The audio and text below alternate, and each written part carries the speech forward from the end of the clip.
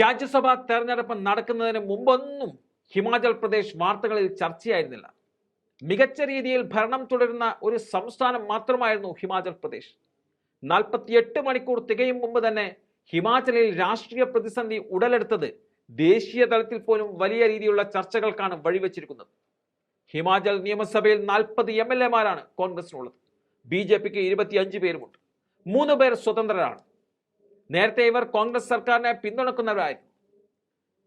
ഈ MLA-മാരെ വെച്ചു നോക്കിയാൽ രാജ്യസഭാ സീറ്റ് കോൺഗ്രസിന്റെ ഉള്ളം കയ്യിലാണെന്ന് വരെ പറയാം.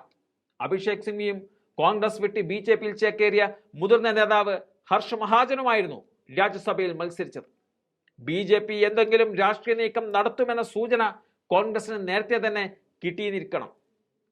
മുഖ്യമന്ത്രിയുടെ പ്രസ്താവന അത് അടിവരയിട്ട് പറയുന്നുമുണ്ട്. കോൺഗ്രസിന് 40 MLA-മാരുണ്ടെന്നും ആരും വിലക്കെടുക്കപ്പെട്ടില്ലെങ്കിൽ എല്ലാ വോട്ടുകളും ലഭിക്കുമെന്നും വോട്ടെടുപ്പിന് തൊട്ടു മുന്നോടിയായി മുഖ്യമന്ത്രി സുഖ്വീന്ദർ സിംഗ് സുഖു പറഞ്ഞത് ഈ സൂചനകൾ പ്രകാരമാണ്. സംസ്ഥാന മന്ത്രി ഹർഷവർദ്ധൻ ചൗഹാൻ കുറച്ചുകൂടി കടന്നാണ് ചിന്തിച്ചതും പ്രതികരിച്ചതും. ഹർഷവർദ്ധൻ പറയുന്നതനുസരിച്ച് BJPക്ക് ആകെ 25 MLA-മാരേ ഉള്ളൂ. എന്നിട്ടും അവർ സ്ഥാനാർത്ഥിയെ നിർത്തുന്നുണ്ടെങ്കിൽ അതിനർത്ഥം അവർ കുതിരക്കച്ചവടത്തിന് തയ്യാറെടുത്ത് കഴിഞ്ഞു എന്നതാണ്. ഹിമാചലിൽ ക്രോസ് വോട്ടിംഗ് തടയാൻ കോൺഗ്രസ് എല്ലാ MLA-മാർക്കും വിപ്പ് നൽകുകയും ചെയ്തിരുന്നു. എന്നാൽ മുൻകരുതലുകളൊന്നും ഫലിച്ചതുമില്ല. പേടിച്ചത് സംഭവിക്കുകയും ചെയ്തു. വോട്ടെണ്ണിയപ്പോൾ സിംഗ്വിക്കും ഹർഷ് മഹാജനും 34 വോട്ടുകൾ വീതമാണ് കിട്ടിയത്. അതായത് 6 കോൺഗ്രസുകാരും 3 സ്വതന്ത്രരും വോട്ട് BJPക്ക് കുത്തിയെന്ന് വ്യക്തം. ഒടുവിൽ നറുക്കെടുപ്പിൽ BJPക്കാരൻ തന്നെ രാജ്യസഭയിലേക്ക് പോവുകയായിരുന്നു. തലക്ക് പിന്നിൽ അടികിട്ടിയതുപോലെയായിരുന്നു സിംഗ്വിക്ക് ആ തോൽവി അനുഭവപ്പെട്ടത്. രായ്ക്ക് രായ്മാനം ആളുകൾ എങ്ങനെ അവരുടെ ആശയങ്ങളും നിലപാടുകളും മാറ്റുന്നുവെന്ന കാര്യം പഠിക്കാനായി എന്നതായിരുന്നു തോൽവിയെക്കുറിച്ചുള്ള സിംഗ്വിയുടെ ആദ്യ പ്രതികരണം വന്നത്. ക്രോസ് വോട്ട് ചെയ്ത ആ 9 MLA-മാരും തിങ്കളാഴ്ച രാത്രി ഒപ്പം അത്താഴം കഴിച്ചവരാണ്. 3 പേർ രാവിലെ ബ്രേക്ക്ഫാസ്റ്റ് കഴിക്കാനും ഉണ്ടായിരുന്നു. പക്ഷേ അവർ എതിരായി വോട്ട് ചെയ്തുവെന്നതാണ് സിംഗ്വി പറഞ്ഞത്.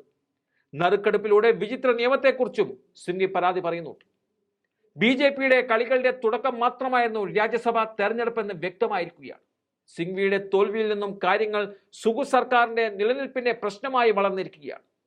സഭയിൽ കോൺഗ്രസ് സർക്കാരിന് ഭൂരിപക്ഷം നഷ്ടമായതായി BJP വാദമുയർത്തുന്നുമുണ്ട്. മറുവശത്ത് BJPക്കെതിരെ ആരോപണങ്ങളുമായി മുഖ്യമന്ത്രിയും രംഗത്ത് വന്നു കഴിഞ്ഞു. 6 കോൺഗ്രസ് MLA-മാരെ ഹരിയാന പോലീസ് കടത്തിക്കൊണ്ടുപോയതായി സുഖു ആരോപിക്കുന്നുണ്ട്. വിമത MLA-മാർ പഞ്ച്കുളയുള്ള ഒരു റിസോർട്ടിൽ ഉണ്ടെന്നാണ് വിവരം. ഇവരെ ഹിമാചൽ BJP സംസ്ഥാന അധ്യക്ഷൻ രാജീവ് ബിണ്ടൽ സന്ദർശിച്ചതായും വിവരങ്ങൾ പുറത്തു വരുന്നുണ്ട്. സർക്കാരിനെ മറച്ചിടാൻ മാത്രം MLA-മാരെ കോൺഗ്രസിൽ നിന്നും BJP റാഞ്ചിയിട്ടുണ്ടോ എന്നതിലാണ് ഇനി വ്യക്തത വരുത്തേണ്ടത്. 6 പേർക്ക് പുറമെ എത്ര പേർ കൂടി കൂടുമാറ്റം നടത്തിയിട്ടുണ്ടെന്ന ചോദ്യത്തിന് BJP തെളിച്ചൊരു ഉത്തരവും തന്നിട്ടില്ല. വരും മണിക്കൂറുകൾ ഹിമാചലിൽ ഏറെ നിർണായകമാണെന്ന കാര്യത്തിൽ ആർക്കും തർക്കവുമില്ല.